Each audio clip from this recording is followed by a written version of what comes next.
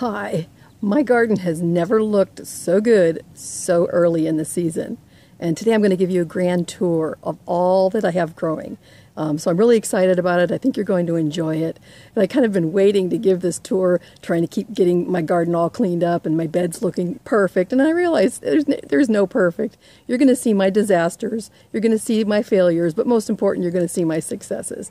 I'm not hiding anything. I'm going to let you see it all. So I'm pretty excited to give you a grand tour. And also, before we get started, make sure you jump over to my blog at juicinggardener.com. Put your email in there, then you'll get notified every time I do a video. Because on this tour, I'm not going to go in depth to each vegetable. You know, on almost all my videos, I go really in depth on how to grow each vegetable, how to save seeds, how to do the winter sowing, and all that. So today's just going to be an overview, and there's a lot to show you. So you'll get notified if you're on my email list when the videos come out. So really glad to have you on board, and let's go take a peek. So let's give you kind of a bird's eye view first before I go into each garden. This one is my pollinating garden, mostly tomatoes, cucumbers, zucchinis, melons, anything that needs pollinated. And it's almost everything I have is fenced, but I'm leaking out into non-fenced areas. I have cantaloupes down here. And this is a different garden, my most recent garden that I absolutely love this setup. So you're going to enjoy that. That's called my paradise garden. And this one was my first garden. It's kind of partial shade, and a lot of my leafy greens and peppers and all that are going to be back in there. And then, of course, I've done overflow onto my back patio. I've got my salad area and my fruit trees back here. So that's kind of an overview, and let's dive in. First, I think I'll take you down to my tomatoes. So this is my only garden that needs a name, and I'm going to ask all of you to help me name my gardens. I've named my other two, which I'll tell you when I get there, but I hate to just like go garden number 1 or garden down by the garage. So anyway, this one, the common theme is pollinators, bees, tomatoes, cucumbers, watermelons, cantaloupes, cukes and zooks, that kind of thing. So if you have any good ideas on what to name this after you've gotten a tour of this individual fence garden right here, drop down in the comments section and let me know your ideas. I'd really appreciate it. So let's poke up here. I hope the lighting's okay for you. We're getting near the end of the day, but my phone kept dying from the heat. I've got cucumbers down here. I've got watermelons in buckets growing up the fence. They're having some trouble. I'll tell you about that in a second. I've got some cruciferous, Brussels sprouts and broccoli there.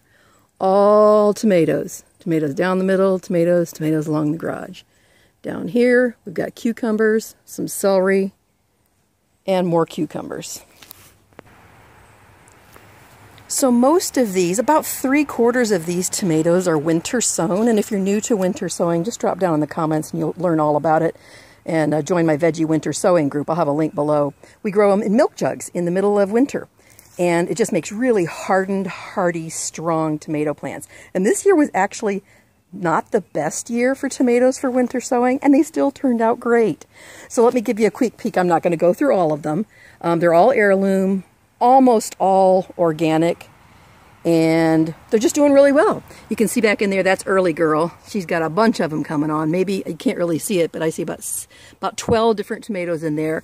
Early Girl is my favorite. Ooh, there's one that really needs picked right now. And it really does come earliest. Look at those beauties. I got some yellow cherries up here. They've been absolutely delicious. Beefsteaks. What do we have down here? San Marzano. I've got some sun gold cherries. And these were tomatoes that I thought have no chance of making it. They were so small. So I just threw them in these small buckets, several of them in a pot, which everyone will say won't work. And they're making flowers and they're making great tomatoes. They're doing fantastic. Lots of buds on there. So I'm really pleased with those. Let's see what this one is. Big red slicer. Got some good sized ones coming on there. Got some Abraham Lincolns. I've got Copia striped tomato. Down here I've got the Amish paste. Now this was not winter sown. I actually bought this plant because I wasn't sure if the winter sowing was going to be fantastic for tomatoes this year. It turned out to be great, and these all, I guess this is a determinant because they all came pretty much at once. Over here I've got some beefsteaks. 4 in a 15-gallon smart pot. Most people would say, just put one in. But no, I like to put 2, 3, 4. And I think I get more yield doing that in my small condensed area than if I just had one big taller one. And I'll just give you an overview here. They're just, I mean, super healthy. I've had blight for 2 years. And let me see if I have a little bit here. Blight looks like this, the little yellow spots, but mine have been wiped out with it. And I've just got a tinge of blight. I have to cut off those lower leaves. But overall, it's been the best tomato season since my first one 4 years ago. All of those are just filled. Now here, my cruciferous. This was one of my disasters. I've never grown Brussels sprouts before, and I'm just obsessed with them. Every year I have a new obsession. Last year was arugula. This year's Brussels sprouts. I put too many in a pot, where I got 4 over here. I'm still learning, but what happened is I didn't cover them fast enough. You can see they're filled with holes. That is the devastation of the cabbage looper or cabbage caterpillar or cabbage worm, same thing. And some of them is slug bites too. But overall, they're still growing. I'm getting some good thick stalks down there. So, you know, we're at 1st of July. It's very likely I'm going to get Brussels sprouts by October or November. So, very happy about those. My watermelons have been hit with something. Either it's a very dry summer and underwatering, even though I'm watering once and twice a day. The buckets may have too many drainage holes. Or it's got a wilt or a fungus or a bacteria. But as long as I see, where are my melons? There are my melons. As long as I see watermelons growing on them, there's a little baby right there, I'm going to keep them going. I don't fertilize that much, so it's not from over-fertilization. But you can see I have little watermelons on each vine, so I'm a little concerned. It did move to the cucumbers, so I'm thinking, oh, it's been the hottest summer since I can remember, since I've gardened. So it's possible it's just getting a sunburn, but it may be having a wilt. Like here, you can see it right here. See that wilt? These are extremely healthy, good quality soil, but it's getting a little wilt. But I'm eating cucumbers already. This bed has quite a few cucumbers in there. Training them up the trellis. Doing very well. This one here, I didn't get my trellis. I got a big piece of wire trellis to put back here and then grow my cucumbers up. Well, can you see the trellis? No, I never got to it. So now it's going to be almost impossible to train these long vines to go up the trellis, but I may. So I'm just letting them come out here and making sure I don't squish them. These were leftover celeries I had that were my smallest. They're over 1.5 feet tall. So wait till you see the others. I have 24 heads in the next bed. They're going to blow your mind. Back there are some cabbages. Cabbage. And they got hit by the worm. I don't think they're going to get any cabbage heads, but I do eat the leaves as well. I cut those up and cook them, juice them, or put them in salads. So that's looking like it for this bed. Is there anything else I wanted to tell you? I think that's it. So now we're going to head over to the next bed. One more thing I wanted to show you before I leave this bed is this new cucumber called Suyo long. And look how long it is. Let me show you my hand. And it's been going about 2 weeks, so I'm going to let it go and see how long it really gets. Here's another one you can see, and another little baby right in there. I got this as a plant at the organic plant sale. Mid-May, I put this in. And it's just real interesting. It's real prickly and sharp. So we'll see how that one goes. And then the second thing I wanted to show you is I had this upside-down laundry basket on top of this Brussels sprout here. I'm trying to find things late season to cover to stop the cabbage moth from laying the eggs and getting the caterpillar here. And you can see, even though it's too short, it was kind of stunting the growth because the lid was too low. What I need to do is to put 2 bamboo stakes in it, in the bucket, and then hang the basket over that to allow for growth of the Brussels sprouts. Just experimenting with different ideas because I didn't get my tool fabric on in time. Now you can see there are almost no holes on this new growth, so it is working. And I'm pretty pleased with that. These holes were before I put the laundry basket on. And what you're supposed to do for your Brussels sprouts is you pick off your bottom leaves as you go. And I have no idea how often you're supposed to do it, but that's where the Brussels sprouts come from, right in between there. So I've just been, as they look like they're starting to die or, get wilted or whatever, and the plant's getting bigger, I just pull them off. So just wanted you to see that.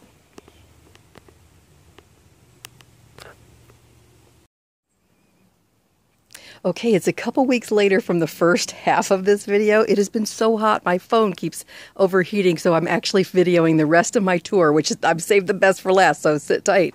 I have an ice pack rubber banded to my phone. So this area right here is off my back patio, and it's not fenced, and some years the deer gets to it, some years they don't. This year I've been really lucky. This right here is my pepper section, and these are overwintered, and I have a video on these two right here about how amazing they are, that I got peppers on like the last week of June, which is unheard of in Ohio. I'm just getting buds in my other ones. And this one is my Peruvian pepper. I'll show you in a second. I've been growing that for 1.5 years. So actually, let's walk up. This one I think is Carmen. You see that one's red right there. Got a couple up here. This one, and you make sure you see the one that, I can't remember the name of it. Something about overwintered pepper is blowing my mind. Has 20 peppers on this one plant. And I've already eaten about 3 or 4. You can see these are Jimmy Nardellos. All sweet, mild peppers. So this has just been fantastic. Look at all those peppers in there. Very happy with that one. This one, my friend Lily from Florida sent me a pepper from seeds from Peru. And this one takes about 1.5 years to get its first peppers. And I just got my first pepper.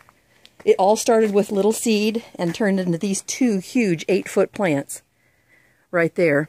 And I keep them in the sunroom for about 6 months in the winter. And every time I break off a branch, I just stick it in the soil and it re-roots again. So that's my little rooting area. I'm getting some buds. But here's my first ají amarillo pepper. Let me focus it for you. Oh, every time I put my hand in, you can't see it there. Anyway, I'm so excited. That's about, I think, 10 days old right now. So I'm loving overwintering peppers. I'm very into peppers. And so if you want to have early peppers, like 2 months earlier than everyone else, bring them inside for the winter. Watch that video. This is my fruit trees, my 2 lemon trees right here. And I've been growing these for about 1 year. It's my first lemon. Looks like a lime, but it's a lemon. And then I have my raspberry over here, which the cicadas kind of had their way with it. But I still got about 20 berries, and they're yellow. I couldn't figure out why they weren't turning red.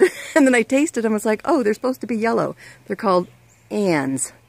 Raspberry Ann. And it's got some nutritional deficiency. It's a little bit off there. But I'm still getting a few berries a day on that one. This one right here is a tomato plant that I put in with a winter sowing method with the domes, the no transplant winter sowing in June, if you can believe it. It's my experiment to see how late I can put a tomato seed in and actually still get tomatoes. And I think I'm going to get them. Down here I have some of my cruciferous that have gotten eaten. That's a broccoli. And in here, under my upside down laundry basket, is my maybe 6 Brussels sprouts. And they're doing pretty well. I'm pretty happy with them. Winter sown carrots. That's the direct winter sown with the dome. My lettuce. This is kind of my salad bar or my sandwich bar, where I like to have it right close to the back door, all the things that I can eat as I go. You know, pick and eat, pick and eat. Not all of them are, but a lot of them are. This is kale that I didn't cover. You'll hear that throughout my whole video. I blew it. Never again. I'm going to cover it the day I plant it.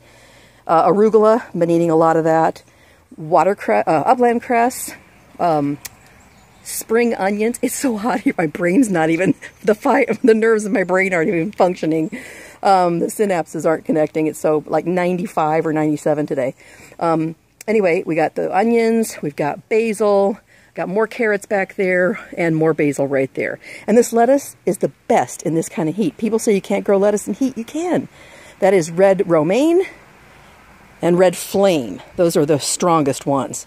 So this is what I walk out to every day and just grab for whatever I'm eating and cooking right there. And luckily the deer have not discovered it yet this year. So now let's go down to my second to the last garden, my shade garden, that I've just found a name for. And then lastly is my paradise garden. Now this garden is my partial shade garden. And it was my first garden, right? Built off the house, so I didn't have to fence but just 3 sides, not 4. And it's just really well. Overall I've done my greens, my kales, some tomatoes in this sunny corner here, and that's kind of my potting section. And peppers. This is my 4th year growing peppers in growing tubs, and I just can't believe they do so well in these tubs.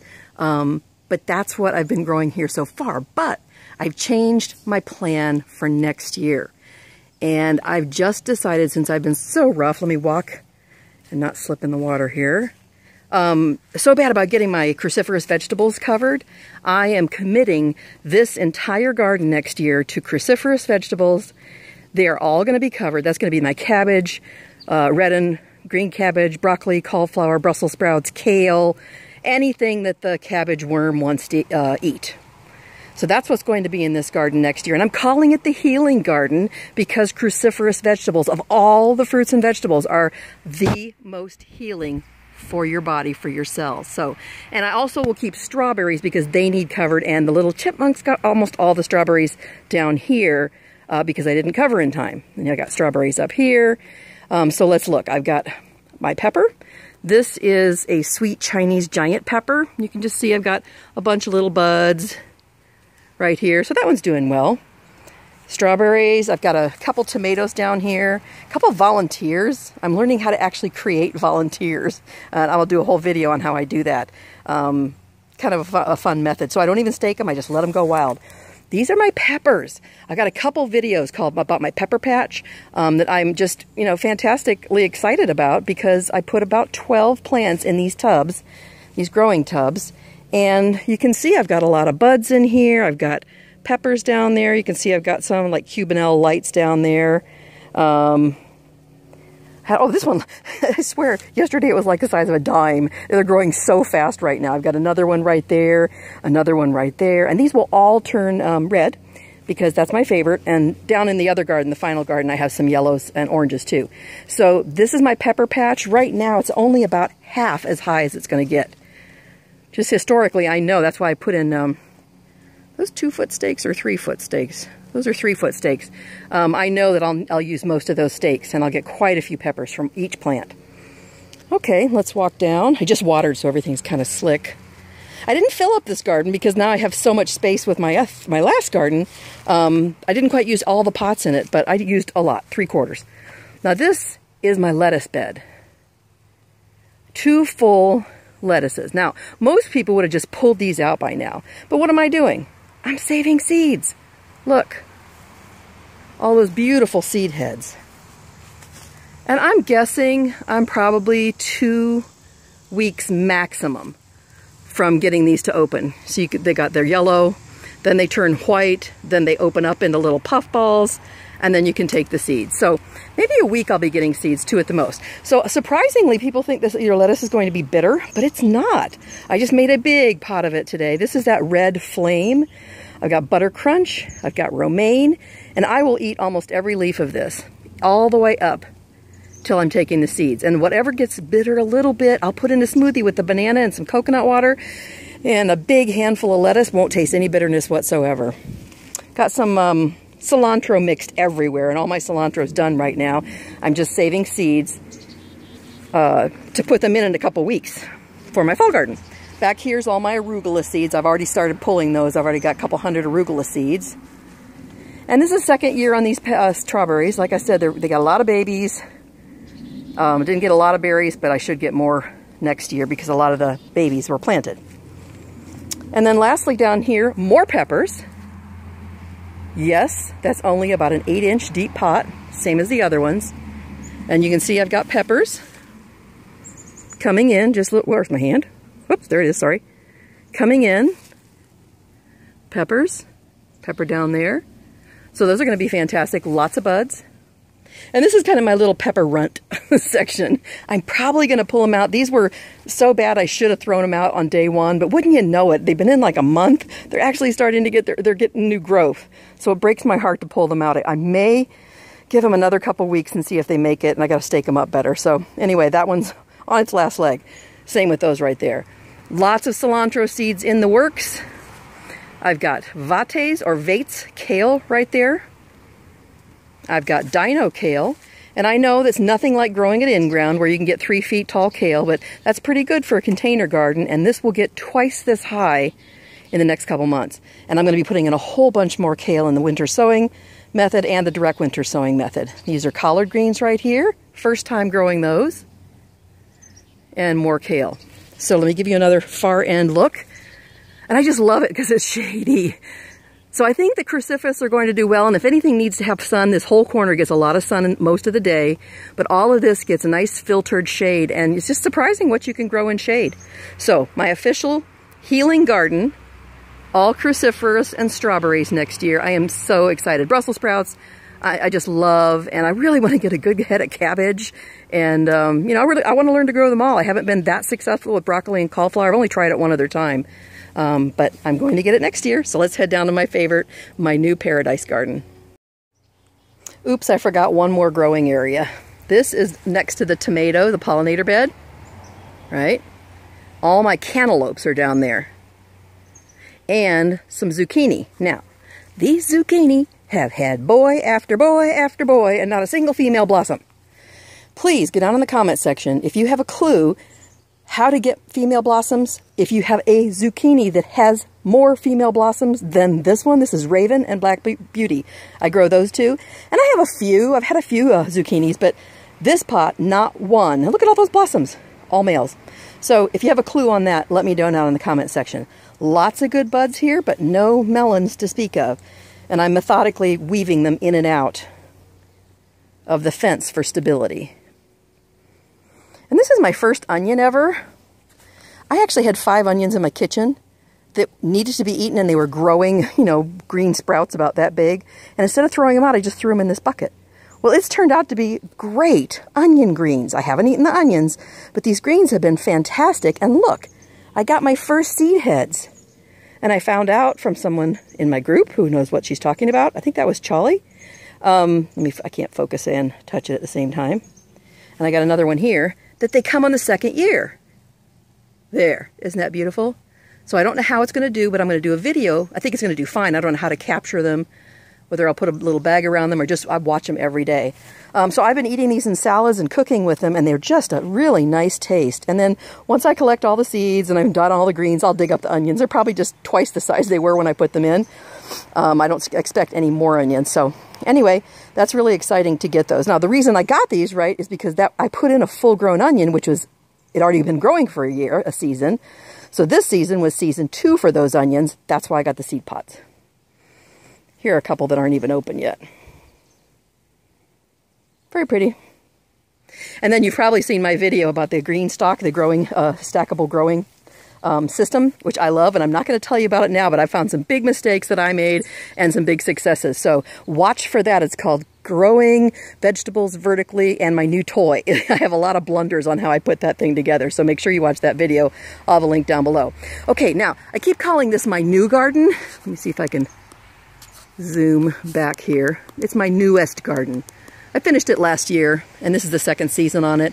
And why I love it so much, it's completely fenced, is because I have it all elevated.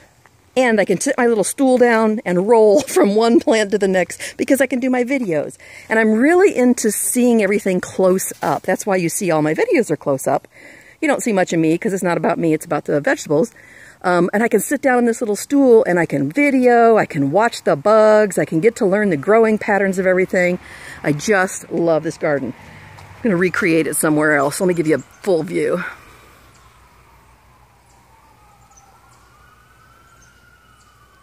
Okay, so let's go in and I'll show you what I have going on. Every bed is doing fantastic except one. I'm going to start with this one.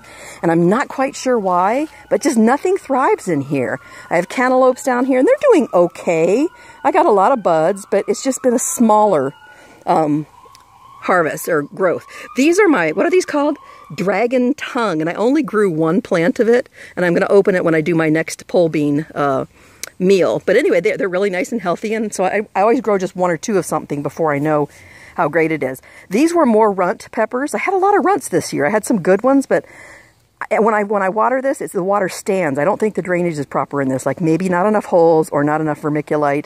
So that's my only trouble one. But all these strawberry runners have come over, and they're seeding very well in here, so I may pull all the peppers out, let the cantaloupes do their thing, and let all this turn into strawberry bed. This here, I was given a pack of seeds from a friend 2 years ago from the Thomas Jefferson something Institute, and you know, really fine seed, heirloom seeds. And I planted the whole pack in here. Not one seed came up. First year. Second year, a couple came up. And I was like, I think those are strawberries from last year. They didn't come up. I couldn't believe it. All of them died. Well, there were two. There was one in this corner, and it didn't make it. I can't remember, an animal dug it up. But look at this. This right here is strawberry. That is one seed, one plant that made it. Look at this. And it is growing, I can't say hundreds, I could say thousands of babies. All these babies, I need to bring a bunch of little pots up and then stick them all in. I'll do a video on it of how you turn those babies into plants. You can't just cut them off. Well, you can, but it doesn't always work, and stick them in soil. They have to be seeded while they're on the runner. This mess in here is upland cress. This is the first year I've grown it, and I love it. It's kind of arugula green, but it's a beast. It just took over this bed. So I would not mix this with anything, and I have 2-3 beds of it, or sections of it, and I may pull it out completely so I can turn this into all strawberries. You see along the fence I have all these dead things, and you say, well, I thought her garden was supposed to be all nice now. Why is there dead stuff in there? Well, you know the answer by now. I'm saving seeds, right? But these sugar snap peas, this is the first year I had the whole entire fence, all sugar snap peas. They were great. They turned out perfectly. So then I leave about 10 or 15 of them on, and somebody's eating them from inside the garden. I can't figure it out. They are not pulling the things down. And I watch. I mean, just last week I had 4 left. You can see this one plant's green. And I specifically looked at where they were, and I was going to go get some bags to cover them. And I came out this morning, and they're all gone. So I don't know how they're getting them. If the chipmunks are crawling up, they're not crushing anything here. I don't think a bird could pull them off, because I would see like little nibbled bits left. So it's a mystery to me. So what I'm going to do is get these little mesh bags with drawstrings, and I'm going to put the mesh bag over the pea pod when it's this time of year, when they're drying up, and then pull the string, and then so nobody can get my snap peas, so I can have seeds next time. These are cilantro seeds going to seed. We have no cilantro at the moment. Onions have done spectacularly. These are spring onions, bunching, evergreen bunching onions. And I am eating those now. Every day we pull 1 or 2.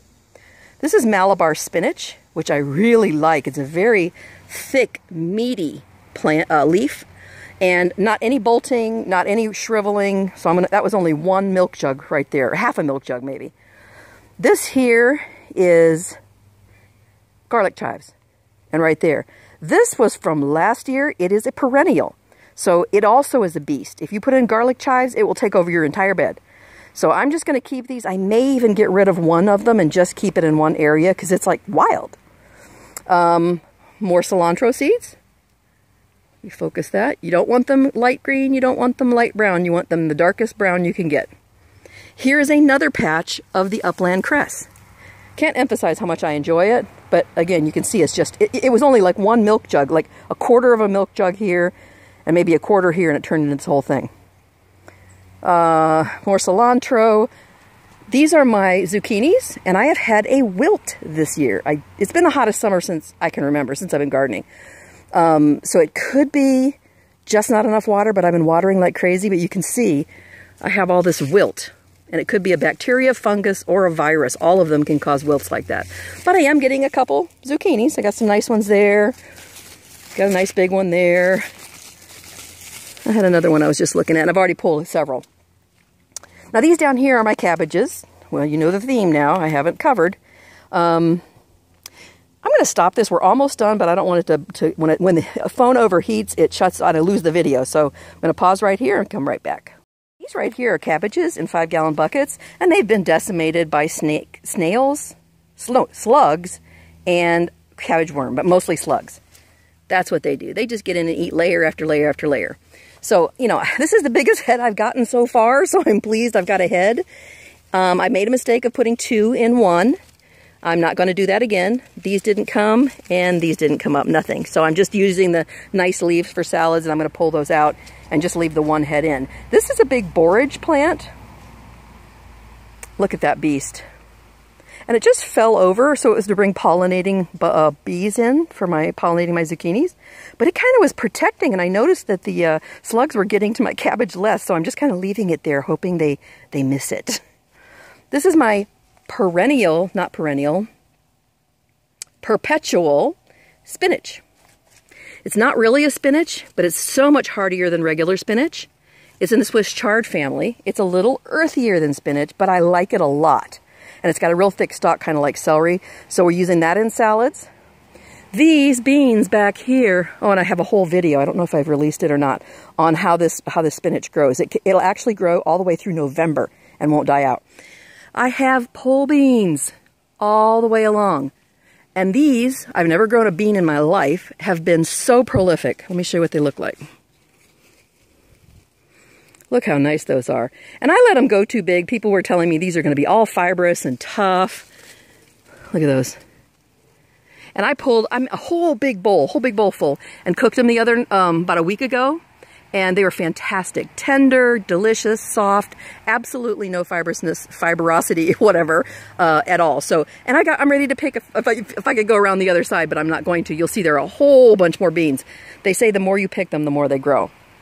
Down here is also my first herb garden. I have thyme, sage, oregano, and basil. And I'm getting ready to pick all this basil after the video and make a pesto. And I'm going to dry all that in the dehydrator, and so I can have all my own fresh herbs all winter long. Now back to these pole beans. All these beans you see right here were only 4 small seedlings that were all in one milk jug with the winter sowing method. Fantastic. Okay, here are more red peppers. So you can see I've got peppers everywhere. And they are in front of the beans. I'm going to sit down here to get close up. I've got orange bell peppers. I've got emerald giant peppers. You can see right there's a pepper coming in. These were put in later, so I don't think I have any more peppers yet. I've got more Carmens there. And then in the back I have 2 plants of yard-long green beans. And I'll tell you, they look just like the pole beans. They aren't any yard long yet, but we'll see. I'll just throw them and mix them all together. And they're kind of just tangled. I had to put a lot of work into weaving these in and out, because pole beans are supposed to go up, but I only had 4 feet, so I made mine go this way. So I wove them every day, in and out, in and out. And it shaded a lot of things too. All this was shaded because of that, so it worked out perfectly. I'm going to grow beans for the rest of my life, and I'm always going to fence them like this. Okay, we're coming down the home stretch. You guys are doing great. This is my okay, not cauliflower, celery bed. Look at this. Utah tall celery. 24 heads or bunches. And I've just started. I like to pull them all at once, or, you know, I've never had this many before, but I like to have a big reveal, a big harvest. But I'm sneaking every day now. I'm coming in and I'm pulling some of the little teeny ones and using all the greens in my salads, and they're absolutely delicious. So I could not be happier with this. I do juice, carrots and celery and ginger and lemon and apples and that kind of thing. So I will pull up one whole bunch and juice it and drink a whole quart or 2 of juice a day. So that is Utah tall celery. Let me give you one last peek. Oh, and there's a herb garden. I made it in a pot specifically so I could take it inside and have it on my dining room table, so I would have herbs all winter long. That's it. That is my first tour for the year. I hope you enjoyed it. I really loved sharing it with you. Go down in the comment section and let me know your thoughts. I have a couple questions posed to you, which I can't remember because this video has taken me 2 weeks to do. But let me know your feedback and anything you can do to help us improve our gardens and some of the vegetables I've mentioned. Everyone will appreciate it. Thank you so much for joining me, and thumbs up would be appreciated if you like this. And as always, sending you much love from my garden to yours, and I'll see you on the next video. Don't forget to subscribe. Bye.